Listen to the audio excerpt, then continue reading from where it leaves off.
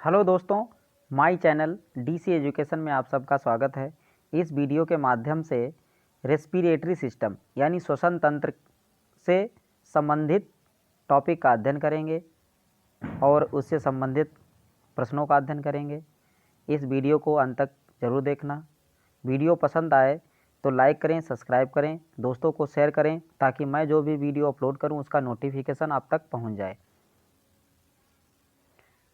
तो दोस्तों, यानी श्वसन तंत्र रेस्पिरेटरी सिस्टम से संबंधित टॉपिक अध्ययन करते हैं। श्वसन तंत्र रेस्पिरेटरी सिस्टम जीवों में दैनिक कार्यों के लिए ऊर्जा की आवश्यकता होती है।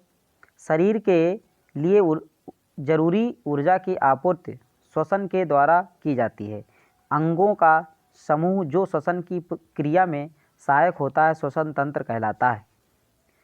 श्वसन के द्वारा ग्लूकोज O2 या ऑक्सीजन से अभिक्रिया कर CO2 कार्बन डाइऑक्साइड तथा H2O जल में टूट जाता है, जिससे ऊर्जा का निर्माण होता है और इसी ऊर्जा का उपयोग शरीर अनेक दैनिक कार्यों के लिए करता है। श्वसन के दौरान ग्लूकोज से ही ऊर्जा प्राप्त होती है, इसलिए शरीर के लिए ऊर्जा का एकमात्र स्रोत ग्लूकोज होता है। श्वसन संबंधी सारा कार्य कोशिका के अंदर होता है, इसलिए इसे सेलुलर रेस्पिरेशन कोशिकीय श्वसन भी कहा जाता है। इसका सूत्र होता है C6H12O6 यानी ग्लूकोज और प्लस 6O2 6CO2 और 6H2O प्लस एनर्जी यानी कार्बन डाइऑक्साइड और जल और एनर्जी निर्मुक्त होती है। श्वसन के दौरान होने वाले अभिक्रिया एक ऑक्सीकारक अभिक्रिया है। ऑक्सीडेशन रिएक्शन होती है क्योंकि यहाँ पर ग्लूकोज के साथ O2 अभिक्रिया करता है। मनुष्य का मुख्य श्वसन अंग फेफड़ा यानी लंग्स है। श्वसन दो प्रकार का होता है, नंबर 1 अनाक्षी श्वसन और आक्षी श्वसन। पौधों में श्वसन रेस्पिरेशन ऑफ इन प्लांट। सामान्य पौधे आक्षी श्वसन करते हैं, लेकिन ऑक्सीजन की कमी के कारण पौधों के कुछ भाग फल तथा बीज अनाक्षी श्वसन करते हैं। पौधों में अनाक्षी श्वसन के दौरान ग्लूकोज के अणु टूटकर इथिल एल्कोहल का निर्माण करते हैं तथा CO2 गैस मुक्त होती है, जिससे 2 ATP ऊर्जा प्राप्त होती है। CO2 कार्बन डाइऑक्साइड को मुक्त होने का कारण फॉर्म या झाग का निर्माण होता है, जो जानवरों को में नहीं होता है। ग्लूकोज अनाक्षी श्वसन C2H5OH ethyl alcohol plus CO2 carbon dioxide plus 2 ATP। कुछ सूक्ष्म जीवों में जैसे बैक्टीरिया तथा फंगी कवक अनाक्षी श्वसन सामान्य रूप से किया जाता है, जिसे किण्वन कहा जाता है। जीवों में श्वसन रेस्पिरेशन इन एनिमल। सामान्य जानवरों ऑक्सी श्वसन करते हैं, लेकिन कभी कभी O2 की कमी के कारण मांसपेशियों में अनाक्षी श्वसन की क्रिया होती है, जिसके द्वारा ग्लूकोज के अणु टूटकर लैक्टिक एसिड के निर्माण करते हैं तथा ATP एडेनोसिन ट्राइफॉस्फेट ऊर्जा मुक्त होती है।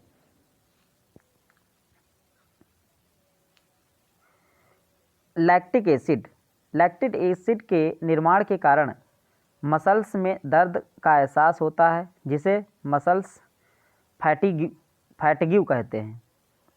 अनाक्षी श्वसन के दौरान जितने O2 की कमी होती है उसे ऑक्सीजन डेप्ट अवायवीय श्वसन कहा जाता है। Glucose lactic acid plus 2 HTP adenosine triphosphate के रूप में हमको एनर्जी मिलती है।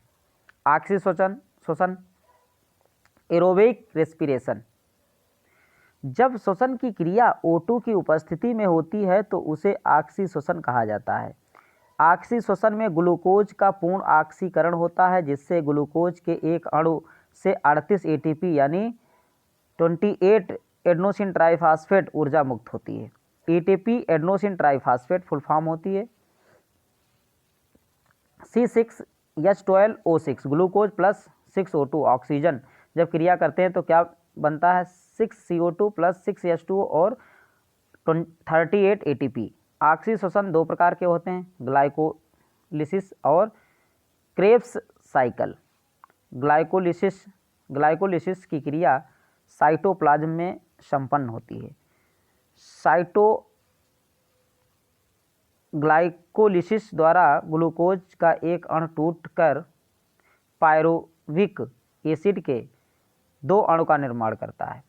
ग्लाइकोलिसिस के दौरान ग्लूकोज के एक अणु में 4 एटीपी ऊर्जा मुक्त होती है, जिसमें 2 एटीपी खर्च हो जाता है तथा शेष 2 एटीपी शेष बचता है। क्रेब्स साइकिल ये क्रिया माइटोकॉन्ड्रिया यानी पावर हाउस ऑफ सेल कहा जाता है माइटोकॉन्ड्रिया को के अंदर मैट्रिक्स में संपन्न होती है। ग्लाइकोलिसिस के दौरान बनने वाला पायरुविक एसिड एंजाइम्स की मदद से एसिटिल को एंजाइम ए में परिवर्तित हो जाता है, जो माइटोकॉन्ड्रिया में चला जाता है। माइटोकॉन्ड्रिया के अंदर क्रेब्स साइकिल तथा F1 पार्टिकल ऑक्सीशम में इलेक्ट्रॉन ट्रांसपोर्ट सिस्टम ETF की क्रिया संपन्न होती है, जिससे ग्लूकोज का पूर्ण ऑक्सीकरण हो जाता है। परिणामस्वरूप 36 एटीपी ऊर्जा मुक्त होती है। ऑक्सीशोषण के दौरान ग्लूकोज के एक अणु द्वारा कुल 38 एटीपी ऊर्जा मुक्त होती है। एटीपी ऊर्जा का सिक्का कहा जाता है।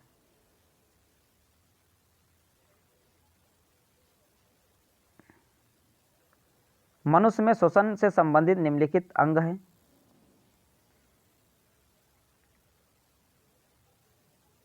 ये नोज है, नोज नाक से हम जो है लिरिक्स ये होता है, और एल्वोली ये हमारे एल्वोली पार्ट है, ये लंग्स में होते हैं। एल्वोली एक हिस्सा लंग्स में होता है। ये एल्वोली का काम होता है CO2 को यानी CO2 यानी कार्बन डाइऑक्साइड को ऑक्सीजन में कन्वर्ट करता है। जैसे जिस माध्यम से हम नाक से ऑक्सीजन यानी लेते हैं, उसी माध्यम से लंग्स क्या करते हैं, ये CO2 को बाहर कर देते हैं। जब हम सांस लेते हैं 20% ऑक्सीजन में वायु में हमको 16.5% जो है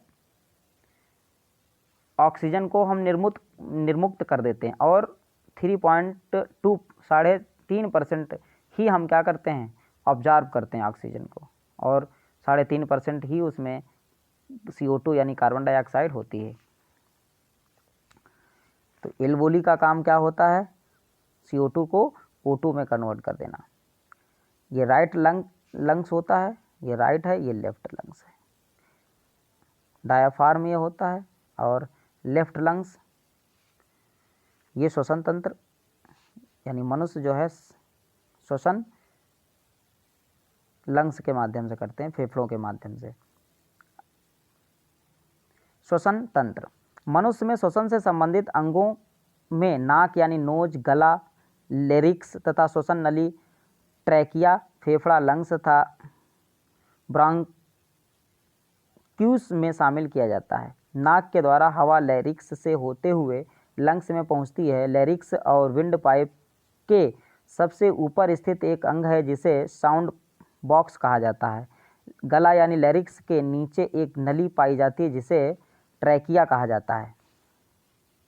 श्वसन ट्रैकिया के ऊपर गर्दन के आगे वाले भाग में उपस्थित कार्टिलेज में निर्मित सी शेप्ड रिंग पाई जाती है, जिससे ट्रैकिया को मजबूती प्रदान होती है। ट्रैकिया के ऊपर ही थायराइड ग्लैंड होती है जो थायरॉक्सिन हार्मोन का निर्माण करती है।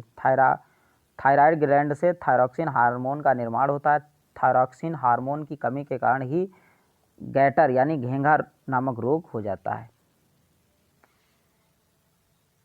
आयोडीन की कमी से भी घेंघा रोग हो जाता है। ट्रैकिया आगे चलकर 2 भागों में विभाजित हो जाता है जो अलग अलग फेफड़ों में प्रवेश करता है। इस शाखानुमा ब्रांच ट्रैकिया को ब्रॉन्चस कहा जाता है।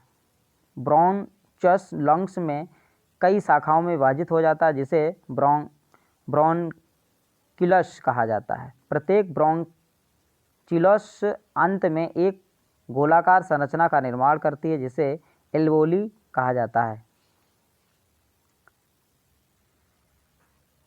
एल्वोली हवा का जमा रखने का कार्य करता है, इसलिए इसे एयर सैक्स भी कहते हैं। एल्वोली के अंदर ही गैसों का O2 CO2 विनिमय संबंधित कार्य संपन्न होते हैं। अगला है लंग्स। लंग्स बहुत सारे एल्वोली के द्वारा बने होते हैं तथा लंग्स का कार्य एल्वोली संपन्न करता है। एल्वोली को लंग्स का स्ट्रक्चरल तथा फंक्शनल यूनिट कहा जाता है। एल्वोली के द्वारा लंग्स के पृष्ठ क्षेत्र में वृद्धि होती है जिससे गैसों के विनिमय में मदद मिलती है। लंग्स के बाहर एक आवरण पाया जाता है जिसे प्लूरा कहा जाता है। प्लूरा तथा लंग्स के बीच द्रव भरा होता है जिसे प्लूरल फ्लड कहा जाता है। प्लूरल फ्लड लंग्स को सुरक्षा प्रदान करते हैं। कभी कभी प्लूरा में संक्रमण हो जाने पर प्लूरेसी नामक बीमारी हो जाती है। लंग्स के नीचे एक मांसल पाया जाता है। मांसल मजबूत और लचीली संरचना पाई जाती है जिसे डायाफ्राम कहा जाता है। डायाफ्राम पसलियों रिब्स से एक विशेष पसलियों द्वारा जुड़ा रहता है जिसे इंटरकोस्टल मसल्स कहते हैं। डायाफ्राम के ऊपर तथा नीचे तरफ गति करने के कारण ब्रीथिंग यानी सांस लेने की क्रिया की जाती है। डायाफ्राम के ऊपर या नीचे जाने से थोरैसिक कैविटी वक्ष गुहा के आयतन में परिवर्तन होता है। परिणाम स्वरूप दाब परिवर्तन होता है जिससे हवा का एक दिशा से दूसरी दिशा में जाती है। डायाफ्राम के ऊपर जाने पर वक्ष गुहा का आयतन कम हो जाता है जिससे प्रेशर यानी दाब का मान बढ़ जाता है। परिणाम स्वरूप हवा फेफड़ों से बाहर निकल जाती है। डायाफ्राम के नीचे जाने पर वक्ष गुहा के आयतन में वृद्धि होती है जिससे दाब का मान कम हो जाता है। परिणाम स्वरूप हवा बाहर से अंदर प्रवेश कर जाती है। मनुष्य के फेफड़ों में कोशिका की संख्या लगभग 300 मिलियन होती हैं। ब्रीथिंग, इसके अंतर्गत दो क्रियाओं को शामिल किया जाता है। सांस का अंदर लेना, इंस्पिरेशन के दौरान अंदर ली गई हवा को निम्नलिखित शामिल होते हैं जैसे O2 21%, CO2 0.03%, नाइट्रोजन 78%। सांस को बाहर छोड़ना, एक्सपीरेशन जिसको कहते हैं। एक्सपीरेशन के दौरान बाहर निकलने वाली हवा में निम्नलिखित घटक शामिल होते हैं। O2 यानी 16 से 17% अभी हमने बताया है। CO2 3.5 से 4% होती है। नाइट्रोजन 78% होती है।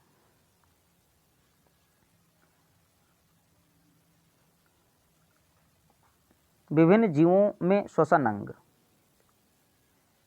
अमीबा शरीर के सतह द्वारा, केचुआ शरीर के सतह व त्वचा द्वारा सांस लेते हैं।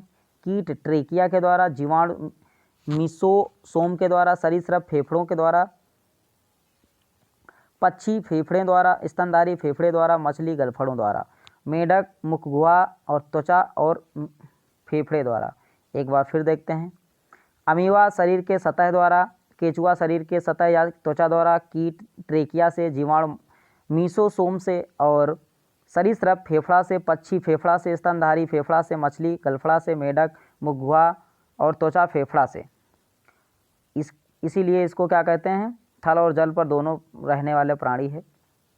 मेढक जब जल में रहता है तो त्वचा से सांस लेता है, जब थल पे रहता है तो फेफड़े द्वारा सांस लेता है। श्वसन दर, रेस्पिरेशन रेट RR, 1 मिनट में किए गए ब्रीथिंग की संख्या को श्वसन रेस्पिरेशन रेट कहा जाता है। श्वसन दर का मान डर, गुस्सा और उत्तेजना तथा ऊंचाई पर चढ़ने में बढ़ता है, जबकि नींद की स्थिति में श्वसन दर का मान घट जाता है। एक स्वस्थ वयस्क मनुष्य में श्वसन दर का मान 16 से 18 प्रति मिनट होता है, जबकि नवजात शिशु में 29 से 32 प्रति मिनट होता है। फेफड़े की क्षमता, लंग्स कैविटी।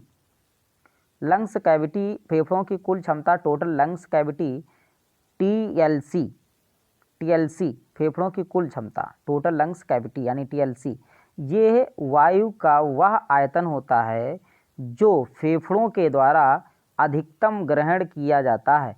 ये फेफड़ों से बाहर निकाला जाता है। एक स्वस्थ वयस्क मनुष्य का टीएलसी का मान 6000 ml होता है, प्रति ml होता है। खिलाड़ियों के टीएलसी का मान सामान्य व्यक्तियों से ज़्यादा होता है। ज्वार मात्रा, ज्वारीय आयतन, टाइडल वॉल्यूम।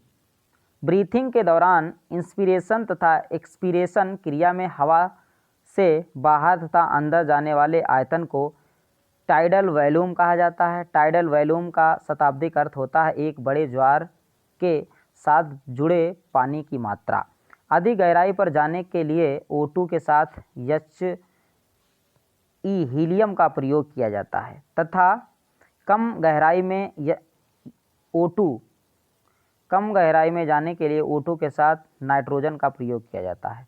अधिक गहराई पर नाइट्रोजन का प्रयोग करने पर नाइट्रोजन कोशिकाओं में प्रवेश कर जाता है, जो गोताखोर के बाहर निकलने पर त्वचा के छिद्रों के माध्यम से बुलबुले के रूप में बाहर निकलता है, जिससे गोताखोर को अत्यधिक दर्द का एहसास होता है।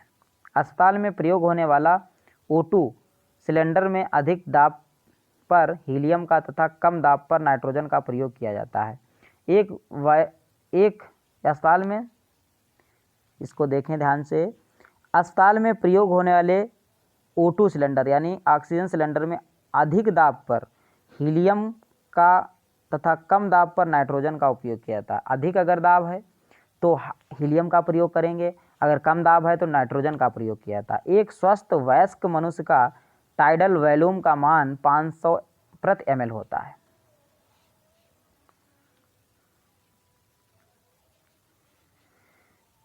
Alveoli air. टाइडल वॉल्यूम का वह भाग जो एल्वोली में चला जाता है उसे एल्वोलर एयर कहते हैं। हवा का यही आयतन गैसों के विनिमय में भाग लेता है, 350 ml। गैसों के विनिमय के लिए हीमोग्लोबिन O2 से संयोग कर ऑक्सी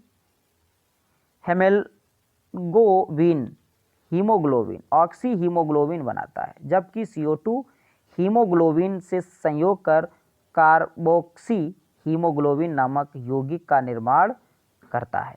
यदि शुद्ध ऑक्सीजन को अधिक दाब पर श्वसन के लिए लिया जाए तब हीमोग्लोबिन से प्रतिक्रिया नहीं करता है, जिसके कारण दम घुटने से मृत्यु हो जाती है। इसलिए O2 पॉइजनिंग कहा जाता है। Dead air. टाइडल वॉल्यूम का वह भाग जो हवा की नली के बिना उपयोग के पड़ी रह जाती है, इसे डेड एयर कहा जाता है। इसका मान 150 मिली होता है। डेड एयर यानी tidal volume minus alveoli air, 50 minus 350 equal to 150 ml। को poisoning, carbon monoxide poisoning, CO। कभी कभी बंद कमरे में लैंप या दीपक जलाकर सोने से लोगों की मृत्यु हो जाती है, क्योंकि बंद कमरे में दीपक या लैंप से निकलने वाला कार्बन मोनोऑक्साइड CO श्वसन के दौरान फेफड़े में चला जाता है, जिससे हीमोग्लोबिन बहुत तेज़ी से अभिक्रिया करता है और कार्बोक्सी हीमोग्लोबिन नामक यौगिक का निर्माण कर देता है। परिणाम स्वरूप हीमोग्लोबिन के ढोने की क्षमता समाप्त हो जाती है, जिससे दम घुटने से मृत्यु हो जाती है। इस क्रिया को CO यानी पॉइजनिंग कहा जाता है। कार्बन मोनोऑक्साइड पॉइजनिंग कहा जाता है। श्लेष्मा झिल्ली की सूजन को ब्रोंकाइटिस कहा जाता है। मानव शरीर में श्वसन वर्णक हीमोग्लोबिन है। ऑक्सीजन की उपस्थिति में अवायवीय श्वसन होता है। ऊर्जा का उपयोग करते हुए पायरुविक अम्ल का विघटन माइटोकॉन्ड्रिया में होता है।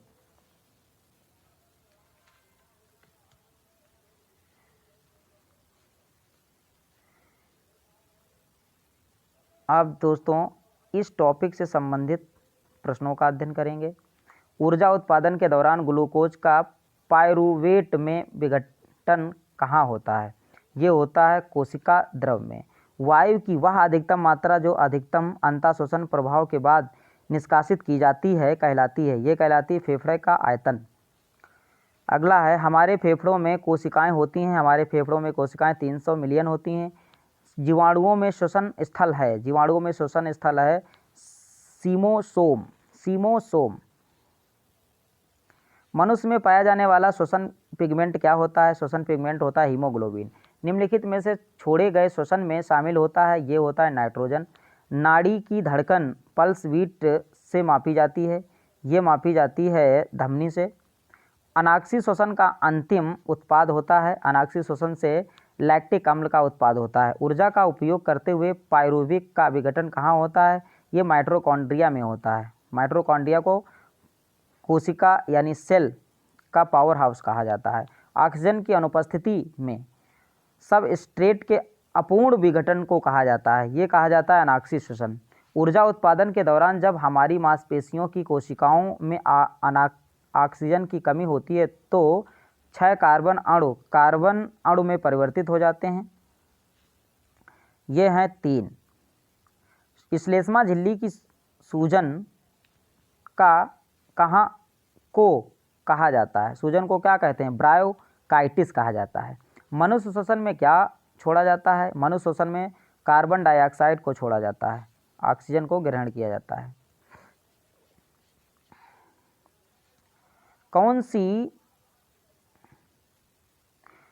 सी जीवन प्रक्रिया रासायनिक ऊर्जा को उष्ण ऊर्जा में बदलती है? ये बदलती है श्वसन। मानव शरीर में श्वसन का वर्णक है, ये है हीमोग्लोबिन। हमारे शरीर में ऊर्जा प्रदान करने के लिए निम्नलिखित में से कौन सा O2 से जुड़ता है? ये जुड़ता है ग्लूकोज की अनुपस्थिति में। किसकी अनुपस्थिति में अवायवीय श्वसन होता है? ये होता है ऑक्सीजन की अनुपस्थिति में। अंतःश्वसन के दौरान फेफड़े के कारण हवा से भर जाते हैं, ये फेफड़ों की स्फीति के कारण हवा से भर जाते हैं। निःश्वसन किसके द्वारा होता है? ये फेफड़ों की अवस्फीति के द्वारा होता है। सांस लेने की प्रक्रिया में क्या शामिल है? ये श्वसन और निःश्वसन शामिल है। बंद खानों में दुर्घटना का कारण क्या होता है? CO2 कार्बन मोनोऑक्साइड का कारण होता है। ऑक्सीजन की उपस्थिति में ग्लूकोज का कार्बन डाइऑक्साइड एवं जल H2O ऊर्जा निर्मुक्त होने के साथ पूर्ण रूपांतरण होने को कहते हैं, ये कहते हैं वायु श्वसन। हमारी छोड़ी हुई सांस की हवा में CO2 कार्बन डाइऑक्साइड की मात्रा लगभग कितनी होती है? ये होती है 4%। कोयला के खान में प्रमुख प्रदूषण गैस है, ये है SO2 सल्फर डाइऑक्साइड। मनुष्य 1 मिनट में कितनी बार सांस लेता है? 1 मिनट में 16 से 18 बार सांस लेता है। अगला क्वेश्चन है, ये क्वेश्चन इस टॉपिक से जितने रिलेटेड क्वेश्चन थे ये दोस्तों ऑल कॉम्पिटिटिव एग्जाम्स के लिए अति महत्वपूर्ण है, खासकर NTPC, group D, railway, SSC में पूछे जाने वाले प्रश्न अक्सर इस टॉपिक से पूछे जाते हैं। अब मिलेंगे अगले टॉपिक में। जय हिंद दोस्तों।